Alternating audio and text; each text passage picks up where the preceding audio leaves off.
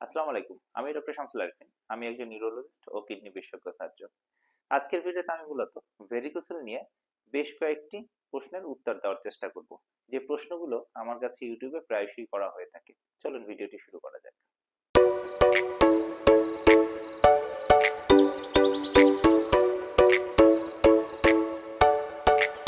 তো প্রথমেই আমরা জানার চেষ্টা করি যে একজন ভেরিকোসেল রোগীর কখন অপারেশন করা জরুরি। ভেরিকোসেল রোগী যখন আমাদের কাছে আসেন তখন আমরা তাকে ক্লিনিক্যালি পরীক্ষা করি, অর্থাৎ নিজ হাতে পরীক্ষা করি এবং একই সাথে সাথে তাকে আল্ট্রাসোনোগ্রাম করতে দেই এবং এই ক্লিনিক্যাল পরীক্ষা এবং আল্ট্রাসোনোগ্রাফি পরীক্ষার মাধ্যমে তার গ্রেড নির্ধারণ করি। এই গ্রেডে তিনি যদি ৩ নম্বর গ্রেডে থাকেন তাহলেই শুধুমাত্র আমরা তাকে অপারেশন করার কথা বলে থাকি। সাধারণত গ্রেড 1 বা গ্রেড 2 তে আমরা অপারেশন করতে বলি না। যদি না তার যদি না তার আমি আবারও বলছি, গ্রেড 1 বা গ্রেড 2 তে অনেক সময় পেশেন্ট ব্যথা নিয়ে আসে অথবা অনেক সময় তার স্পার্ম কাউন্ট অনেক বা তার বীর্যের যে পরিমাণ, ঘনত্বের পরিমাণ অনেক কম থাকে।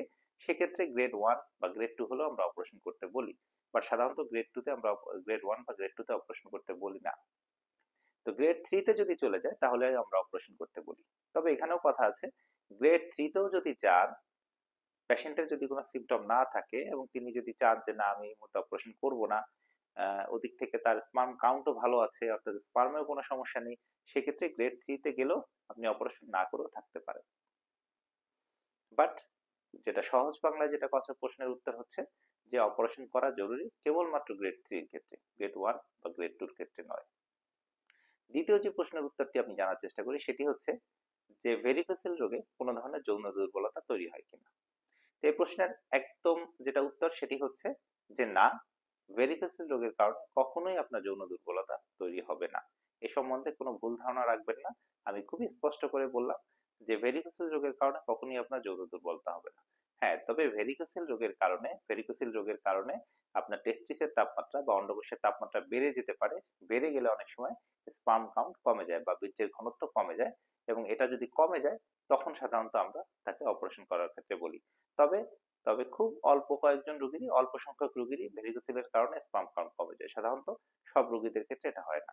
সুতরাং ভেরিকোসেল হলেই যে বীর্যের ঘনত্ব কমে যাবে এটিও সত্যি না। তৃতীয় যে প্রশ্নের উত্তরটি আমরা জানার চেষ্টা করি সেটা হচ্ছে ভেরিকোসেল অপারেশন করার পরে আপনার টেস্টিসের কোনো ক্ষতি হবে কিনা, অর্থাৎ পরবর্তী সময়ে বাচ্চা উৎপাদনে কোনো সমস্যা হবে কিনা। আচ্ছা, এই প্রশ্নের যেটি উত্তর সেটি হচ্ছে যে টেস্টিস অপারেশনের সময় টেস্টিসের যে ব্লাড সাপ্লাই বা অন্ডকোষের ব্লাড সাপ্লাই অনেক সময় ক্ষতিগ্রস্ত হতে পারে। এই জন্যই ভালো সার্জন এবং দক্ষ সার্জন দিয়ে করাটা খুব জরুরি। আপনি যদি দক্ষ সার্জন দিয়ে করান তাহলে সাধারণত ভেরিকোসেল অপারেশন করতে গেলে টেস্টিস ইনজুরি হয় না।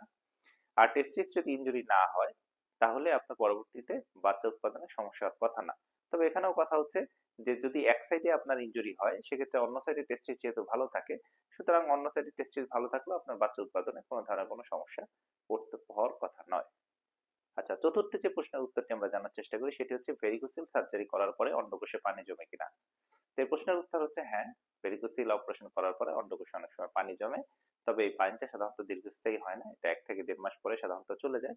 তবে যদি 1 থেকে 1.5 মাস পরও চলে না যায় সেক্ষেত্রে ধরে নিতে হবে যে আপনার হাইড্রোসিল ডেভেলপ করেছে এবং পরবর্তী সময়ে এই হাইড্রোসিলের জন্য আপনার আলাদা ছোটখাটো একটা সার্জারি করতে হবে, যে সার্জারি করার মাধ্যমে আপনি অন্ডকোষের পানিকে দূর করতে হবে।